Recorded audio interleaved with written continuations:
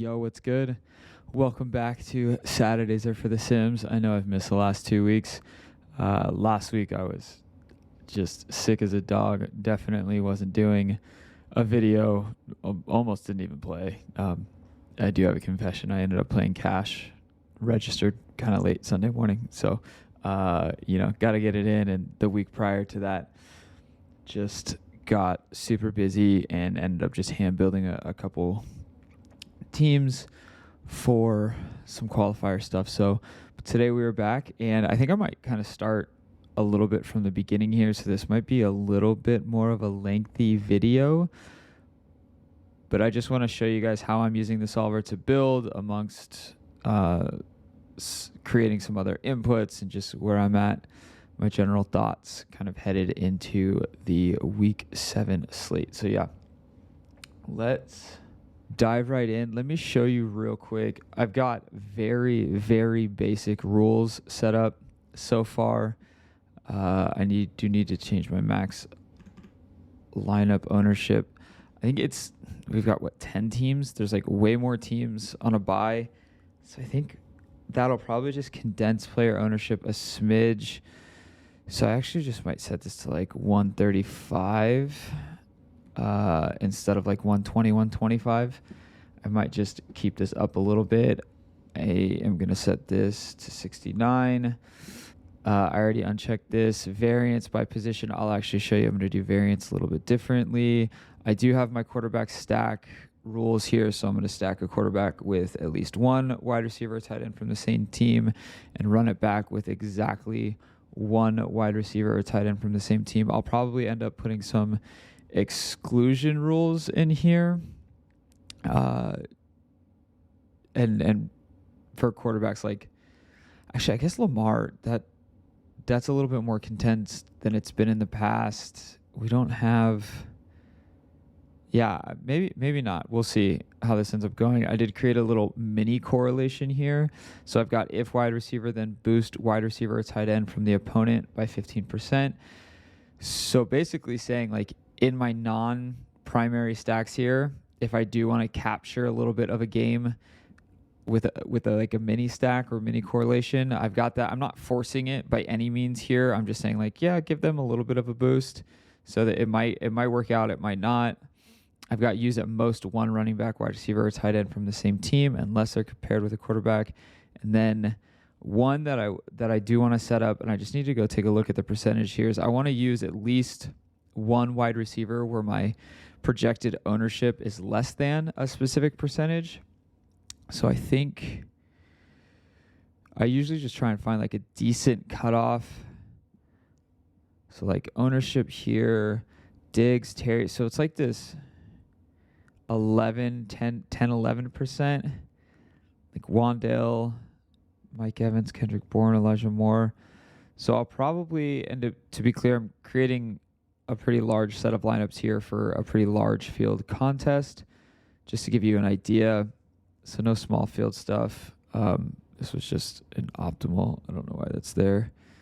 Or I mean, I know that why that's there, but don't pay attention to that. You can ignore that. I think I'm going to probably cut this off at 30. I actually just might do 15%. I think Diggs, I think I'm going to do 15%. That way Diggs is included in that group. So if I go back to the grouping, less than 15%.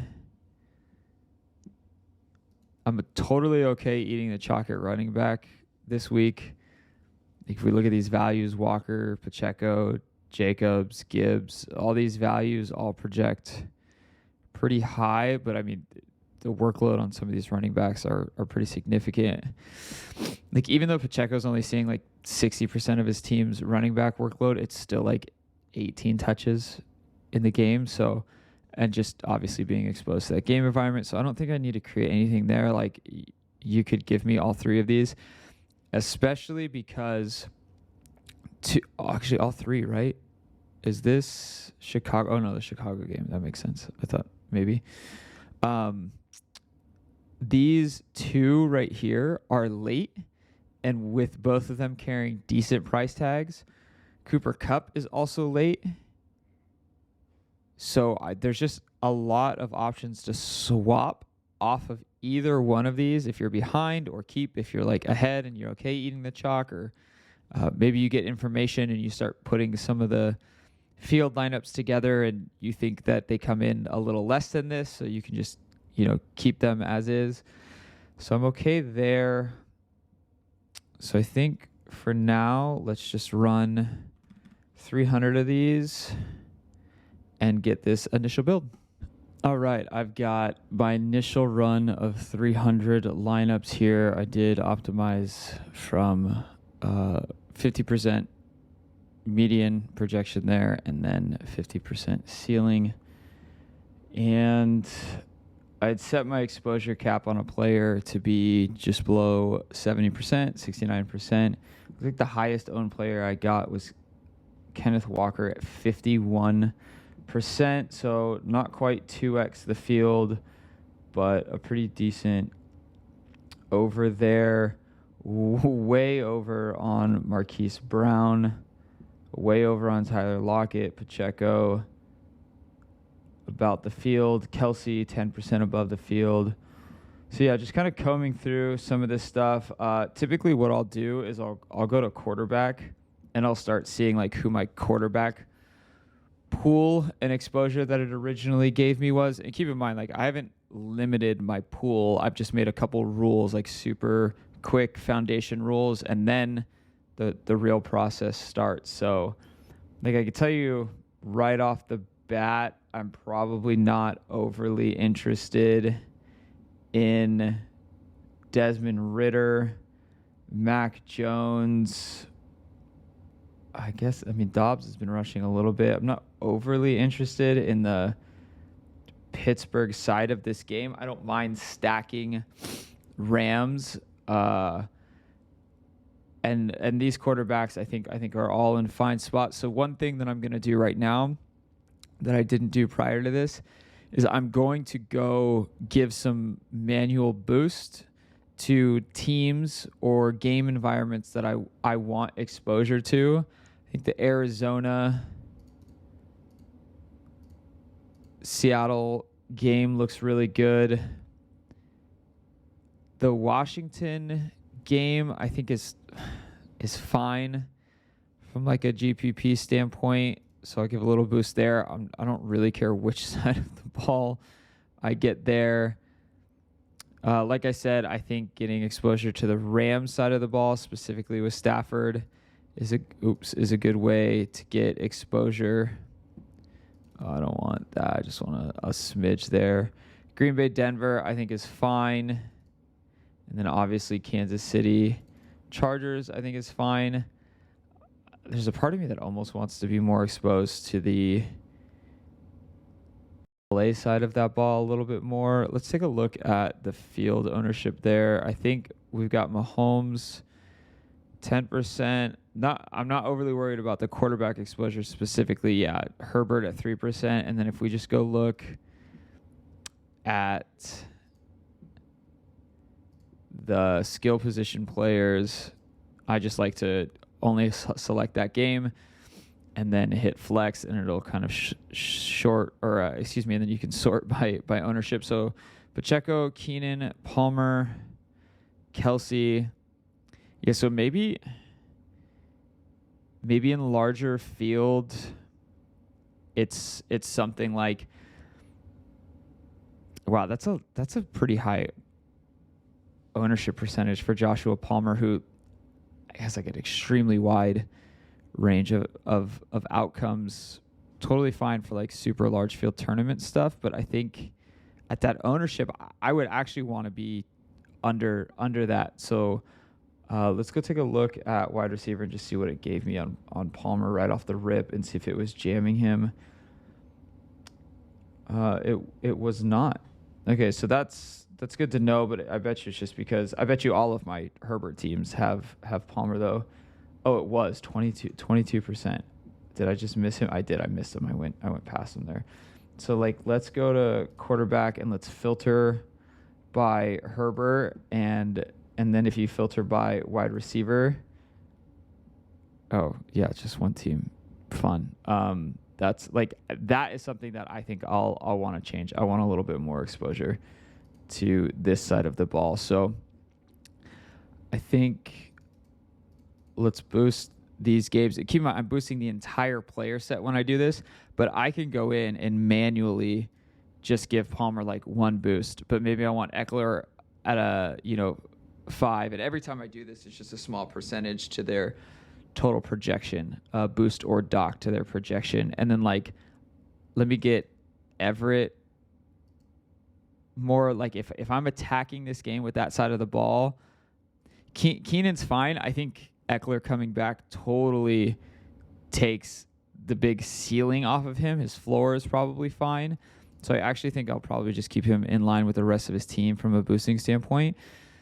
And I would actually want to build teams more around like really large field stuff. I'm talking like 100,000 players plus, right? I would want to build teams more around like Herbert, Eckler, Everett, something along those lines. I think Quentin's like super dusty. There's really no reason to go there, but just give me the correlation with tight end, since tight end is as a position is just super dusty to begin with. So what I'll actually do, what I'll actually do, hopefully that didn't mess the audio up too much, is create an if then on my player groups all the way down here, and I will say, let me move myself real quick.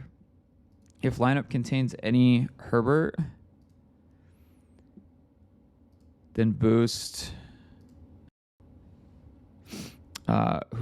Who did I say? Eckler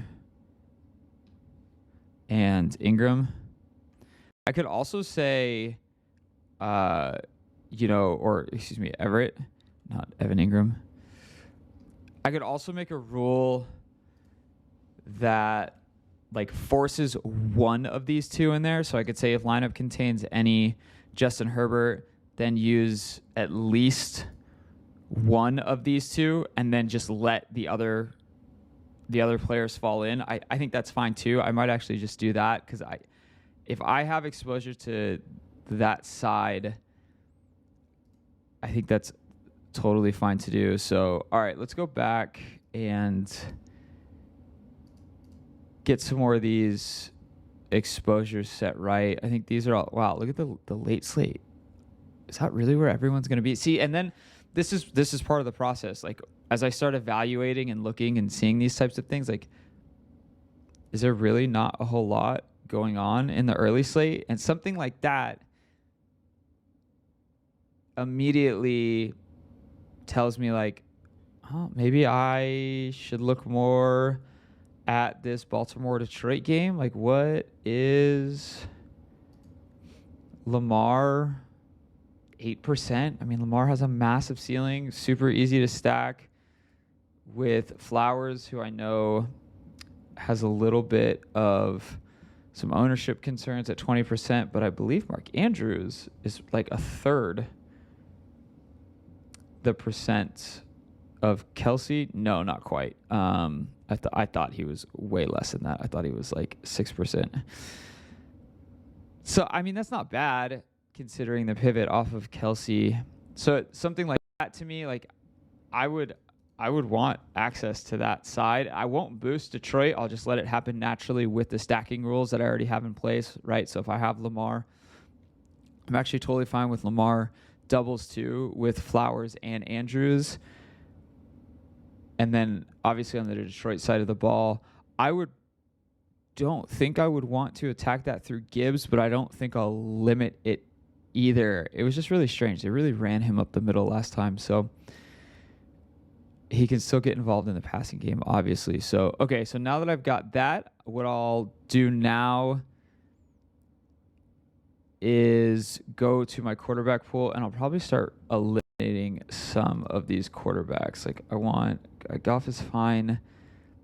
I'm not targeting the Indy side, not touching Hoyer. I think Tyrod is fine against Washington. Like I said, I don't think I really want anything to do with Ritter or game stacks there. I'm never going to rule out Allen's ceiling. Herbert, I'm not playing Kenny Pickett. Watch, that's it right there. Kenny Pickett is what you need this week. And I'll probably do that just to eliminate some small percentage of some of these players. potentially showing up, and we'll do another 300 and go from there. All right, so those 300 lineups are done. Let's take a look. You can see my quarterback pool got a lot smaller. Still way overexposed on Geno Smith. So this is now where I would start to maybe set some max rules and start to push some of this exposure to Herbert, Hal, Stafford, Mahomes, some of these other quarterbacks. And like, I definitely want way more Lamar than that. Something about it. It just seems like it's a totally fine spot. I mean, it's Baltimore, Detroit. It's not in the dome. Low total, but like the whole slate, all these totals are super disgusting and low. So it was more me just recognizing like I think so much of the ownership is just going to be pushed towards this late slate. I think I just want to attack one or two of these games on the early side of the slate more than the field might. And it's nothing more than that. And it's, it's really just as simple as, I don't know if that's good or bad, but I think that's one way to try and approach this. So like I might just set a min here and a max. His projected ownership is 13. So like, I think 3x the field would probably be the max that I would want to be on somebody like Geno. That might even be high. I probably will settle closer to like 30. I think that he's fine chalk and just being double the field or a little bit more than double the field, I think is totally fine. But for sake of the video, we'll just keep it at 39 for now.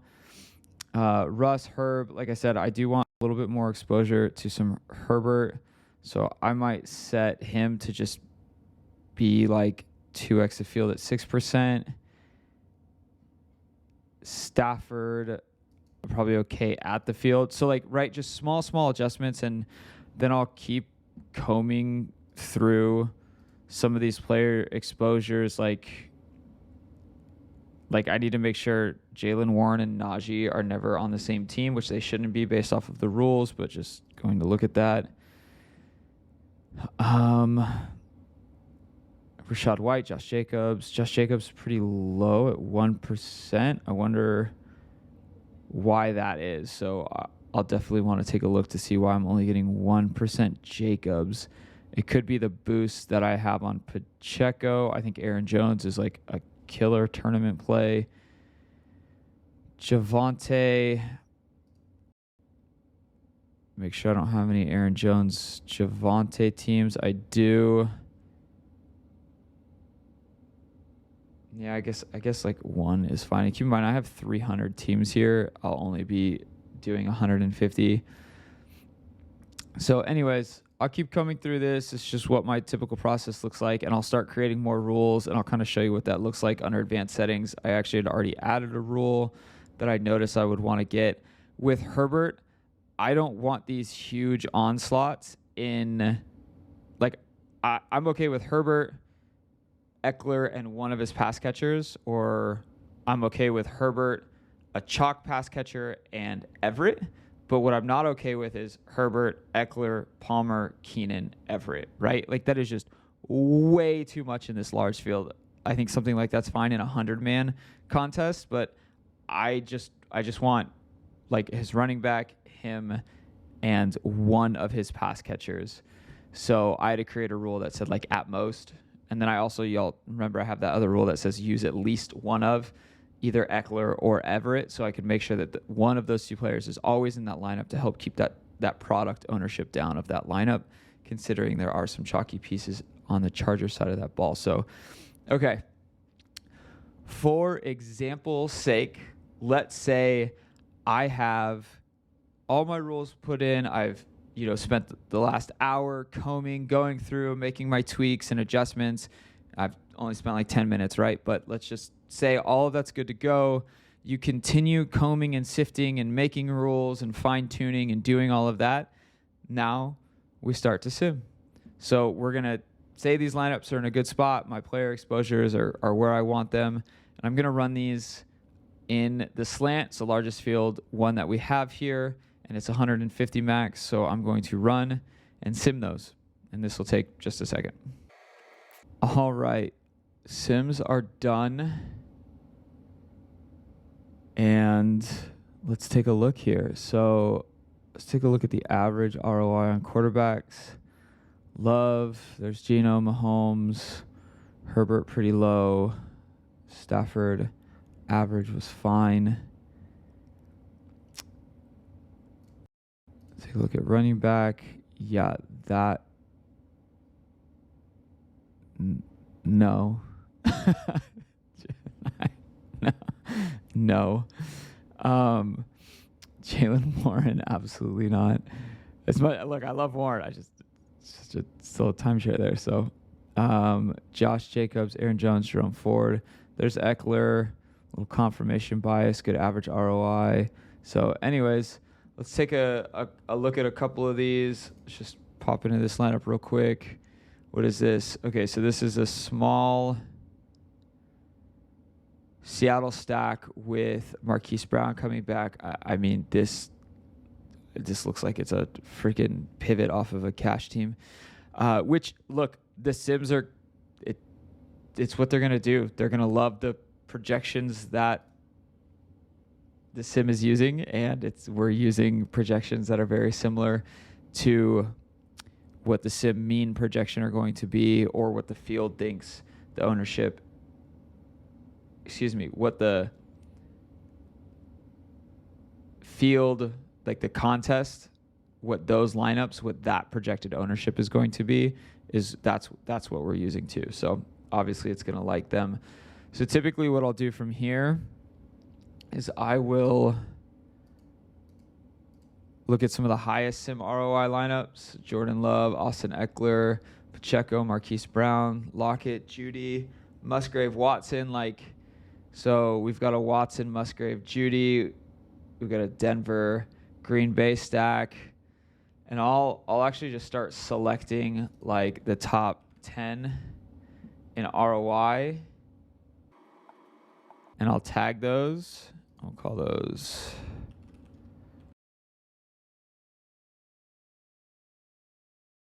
and we'll save those to my lineups, and you'll see that changes now.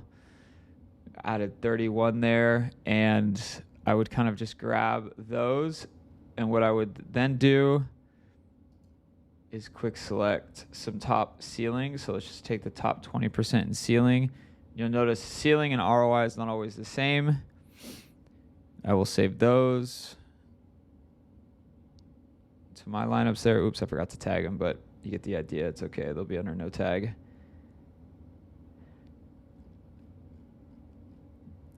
And then I would go into my lineups here, and I would start to come through, and I would really just start to take a peek at all these lineups. It looks like we got a little bit more Jordan Love here. Keep in mind, this is just out of the 90 that I have, so not even the full 150 set. And I would start to build from here, comb through all of these, and start to select lineups that continue to sim and grade well. So let's take a look at some Cooper Kupp lineups. Let's just simulate all the Cooper Kupp lineups. And let's use the same field that we just ran a couple minutes ago. And so I might want to remove some of these Cooper Kupp lineups. Take a look. Smith, Jacobs, Walker, Wandale, Palmer, Musgrave. I mean, the ownership on that. Oh my gosh. Yeah. 180%. No wonder. 190%. So these are high ownership lineups too. So let's filter for Pone. Good sim ROI. Good sim ROI there. Good sim ROI there. Keeping the total ownership down a smidge. So I might just select the top 10 here, and actually that one's got a bad sim ROI. Put a low Pone. Okay, so I might just take these 9 and save these. Oh shoot, I want to tag those. My bad. And these were at Kupp, right? So this was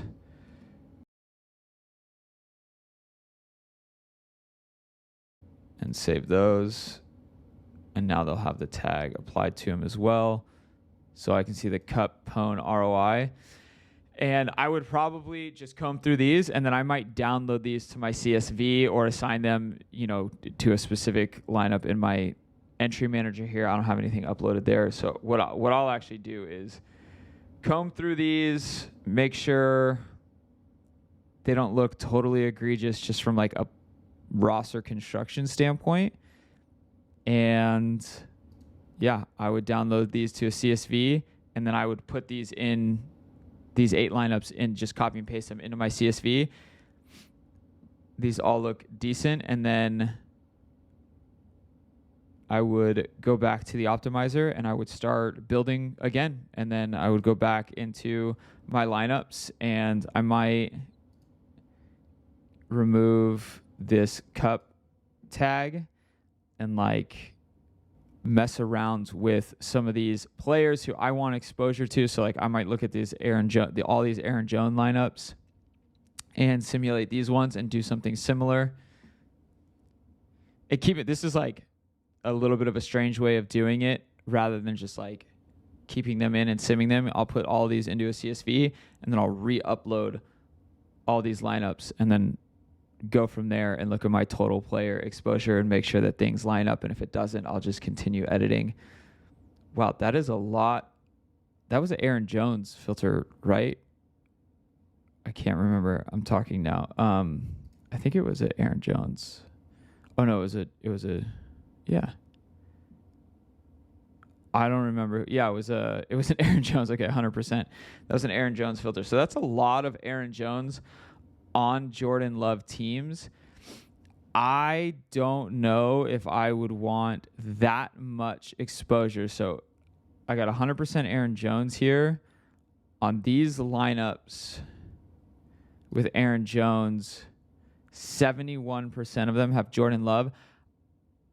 I'm totally fine with Love and Aaron Jones and like Dobbs or Watson or Musgrave, like one of those pass catchers. Same way that I am with Herbert. I'm totally fine with the running back. I just don't know if I want it to be that often with Jordan Love. Love's got a little bit of more rushing upside than Herbert, I would say, based off of the underlying metrics there. Some sarcasm. Obviously, Love has great rushing upside. So I might want to dial that back a little bit. So I would probably start to take a look at these lineups that don't have Love and start there, and then go back to Aaron Jones and incorporate some Aaron Jones and Jordan Love lineups. So yeah, I think that's how I would start to do that for sure. Because I wouldn't want that many Aaron Jones and Jordan Love lineups. I don't think. I'm okay having some, but that seems like you're too overexposed to limit capping a little bit of ceiling, which, like I said, in these 100,000 plus man fields, like you really have to start worrying about capping your ceiling there, and I just don't think that's the way to do it at all. I'm okay with some, just not that many. So, look, I hope that gives you some insight on how to start building for super large field stuff for this slate. I hope that gives you a little bit of insight on how to leverage and use the sims. It really is a part of the process. It's not just optimize sim, select, print money. It really is still combining like the knowledge that you think you have as a player about the sport, whether that's your own knowledge or you're consuming content and applying and digesting and applying all of the content to your player pool and how you're building. But the optimizer and the sims are just a part of that piece to creating really good lineups, I think. And it's just another really great tool to have in your tool belt. Like being able to see what Jordan Love lineups grade out really well. And if you're building 150 lineups and you would like to have 15 Jordan Love lineups, why wouldn't you want to build 150 Jordan Love lineups, fine-tune and comb through all of those, and select the best 10, the 10 that grade out the highest, that have the best sim ROI, or the best sim ROI coupled with a really good projected ownership, that's nice and low, but not too low, right? Not like 60%, but that's like, 110%, 115%, or on a slate like this, closer to 120, 125, 130. So like really going through the process, that's how you get good lineups. That's how you get lineups that beat the field, that are still taking, hashtag play the best plays with good projected ownership and lineups that grade out really well against the field. So, and I do believe what we're doing here at the Solver in conjunction with what Leone and Dink and the rest of the team over at ETR are doing and creating the field lineups, I really trust and believe that those field lineups are some of the best field lineups that you can get in a sim. So, say to that whatever you want, but like, I think that these lineups that grade out well against a field that is being projected and simulated really well. So yeah, run good this week, y'all. Sorry I missed y'all last week. And if you have any questions, don't hesitate to leave it down in the comments or hit me up on Twitter at Ryan Hodge. Peace.